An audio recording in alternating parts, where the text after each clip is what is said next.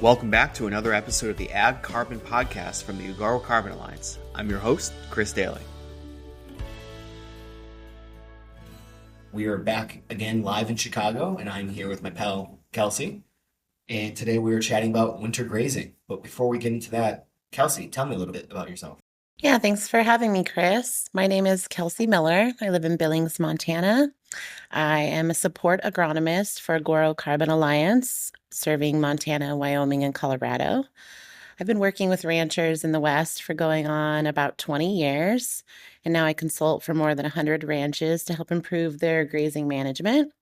And really, I'm just a lifelong learner and lover of all things rangeland, which is our greatest renewable resource. Great. Thank you very much. So we're chatting about winter grazing, and I got to go into this and admitting that I'm a little ignorant to this topic. I can't, when I imagine a farm or ranch, I don't typically imagine it covered in snow. So could you tell me a little bit what are some different strategies that ranchers can use for feeding livestock in the winter? So I kind of think of it as falling into three different categories. And a lot of people will go straight to kind of this conventional idea that you would concentrate animals conveniently close to the ranch, close to home, and that you would feed only hay or other feedstocks every single day. More and more people are interested in executing what I'd call like stockpile grazing or forage caching. So where they're grazing standing dead or dormant forage that's grown and left in the field from the previous season, and they're still rotating their cattle or their livestock through those different pastures. And then lastly, this idea of bale grazing or kind of strategic feeding is where they would either place or leave preserved forages or hay bales in pastures. And that really introduces kind of beneficial animal impact and organic litter, soil armor in those desired areas. So in your neck of the woods, what do you see? What's the most common type of feeding? And what do you see a shift? What are folks more prone to shift to? Yeah, most operations, they're diverse. So they're doing a variety of things. I think that for several of the months, a lot of these things become really difficult, and maybe they are just concentrating them and feeding them. But when there's an opportunity, to graze into the fall or to get them out early in the pastures, it's becoming increasingly common. And then like bale grazing, they're looking for these soil health opportunities and what that means for decreased labor cost and things like that. Interesting. Okay. So now tell me, does feed quality go down in the colder months? And how would a rancher ensure that animal performance doesn't suffer in the winter? For sure. So let's talk about this concept of palatability, right? So that's kind of the balance between like the cost and the reward to the animal of consuming these different forages. And palatability is what really sharply declines as those plants mature and they cure, which causes their greenness, which is composed of the protein component, the nitrogen, to leave their cells, and then just the cell walls that are full of cellulose and lignin remain. And mammals like us and even cattle cannot physically break down that really high carbon material. And so we rely on the microbes that live in the rumen of the grazing animal to be able to digest those. And then, so beyond ensuring that animals have kind of easy access to enough pounds of feed, supplementation becomes important, right? So tools like feeding higher quality alfalfa hay or cake or lick tubs with urea, that provides a forage source that has a much higher nitrogen to carbon ratio. And then the ruminant animal can then use those as like building blocks and combine that extra nitrogen with the carbon skeleton and form a complete protein that can then be converted into muscle. And so that's one side of the equation. And then the flip side of that is just being mindful of that herd's energy expenditure. So the colder it is, the more calories they burn. So making sure that they have adequate shelter and that they're not having to travel too far for feed and water. Those are, can make sure that we're not expending those additional calories and that we have enough feed. One interesting thing that is an increasing trend is people are really evaluating when their calving date is. So, peak production, when cows are reaching the end of their pregnancy and they have big calves in their bellies, or later when they're producing a lot of milk, that is when their feed demand is the highest.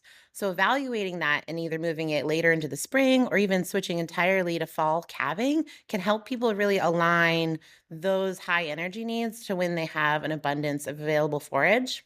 And then I'd really also like to talk about this sort of tightrope that producers have to walk when it comes to balancing herd performance and pasture performance. An increasing number of grazers are really, fine tuning their approach to know the most sustainable and profitable level of what they call thriftiness that they're comfortable asking their animals to go through the winter with. So understanding things like their average daily gain and the body condition level that your specific herd context needs to perform and to reproduce to your particular management goals. Now, that's a real art, but it can pay off in profitability and soil health. And not over conditioning your animals beyond what is necessary, and then ask them to overwinter a little leaner where it makes sense.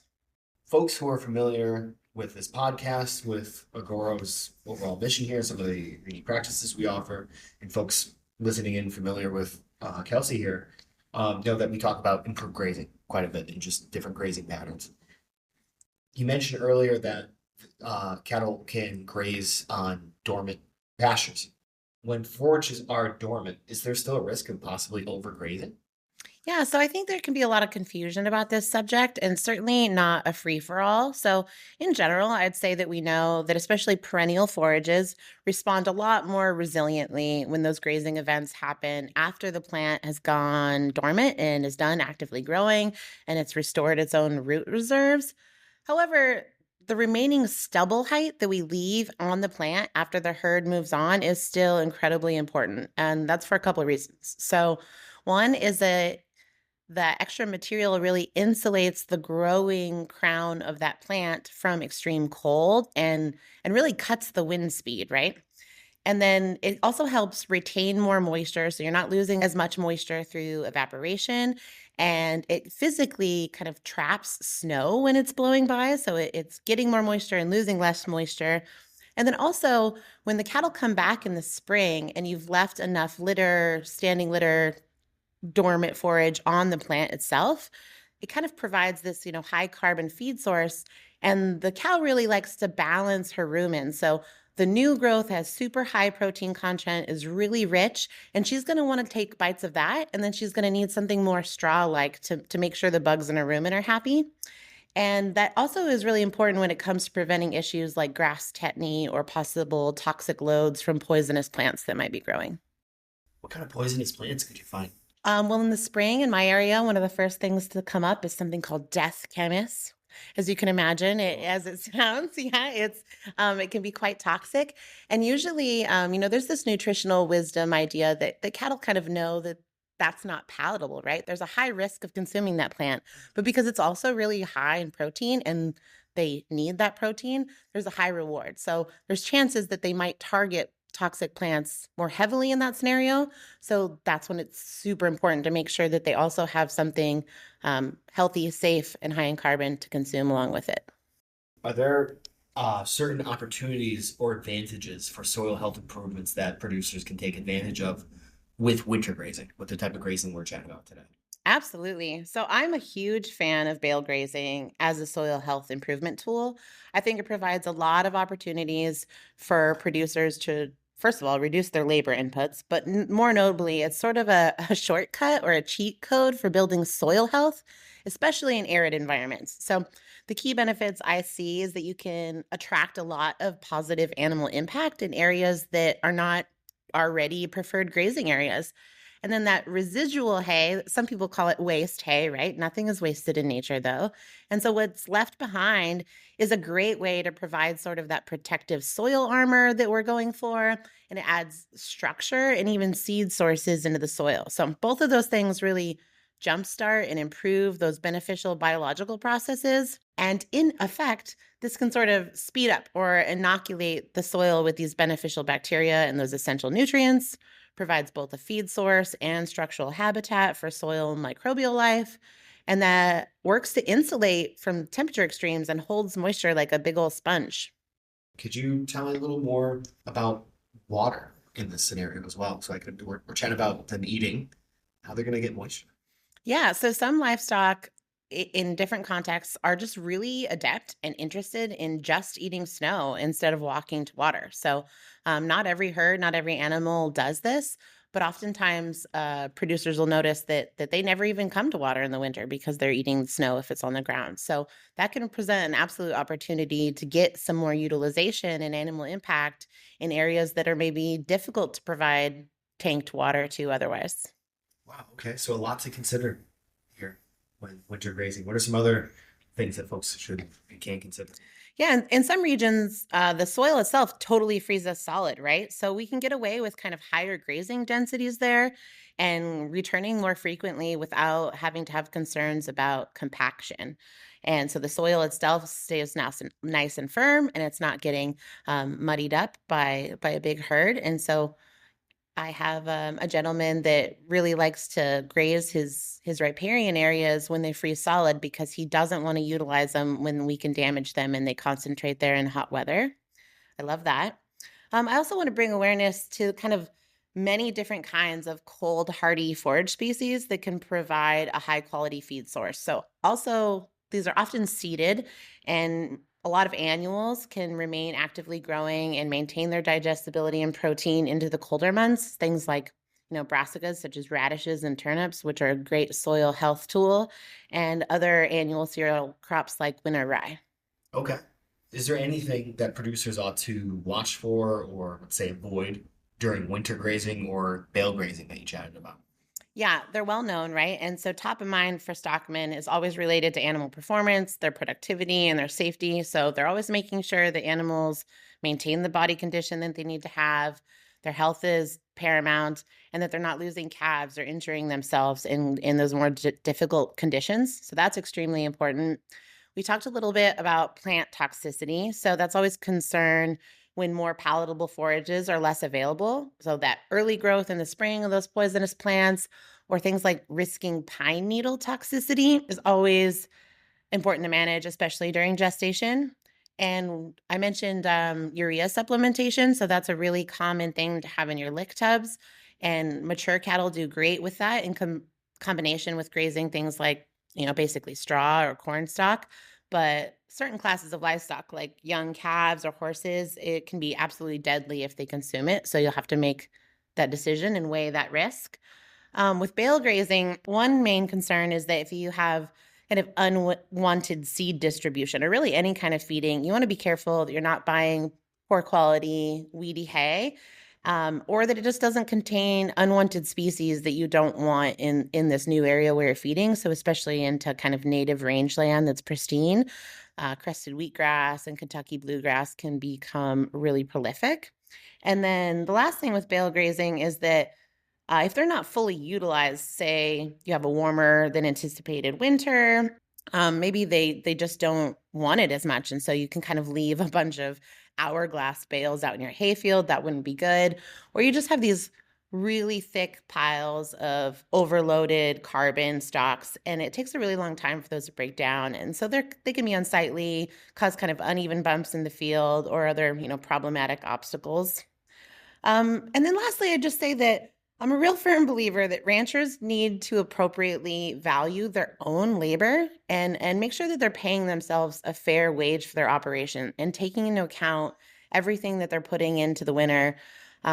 We all kind of honor and revere that effort, but it's really important for them to evaluate and make sure that whatever winter feeding plans they have going on, that it takes into account that internal labor costs and really, their mental health. Winter is long and hard and dark in my neck of the woods. If you're out there every day tending livestock, it's always important to just take care of yourself and talk to your friends and family about how you're doing. Certainly, certainly, I can imagine. Times get a little gray up there.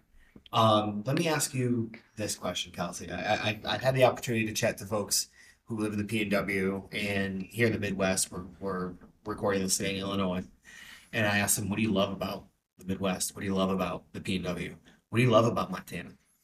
Oh, I'd say first It's definitely the people, especially the farming and ranching community is so welcoming and so inspiring. And the regenerative movement is well and alive in Montana. So I have the best job in the world that I get to go around and visit these people and make an attempt to help them. That's awesome. That's great to hear. Before we wrap on up, is there anything else you'd like to say? Anything else you'd like to add? Sure, thank you. So, one of the most thought provoking questions I've ever been asked about grazing is something I love to share. So, here's the question: It's what is the only place on the ranch that can support an abundance and diversity of microbial life year round? So, where it's warm enough and wet enough all the time for soil bugs to live and thrive.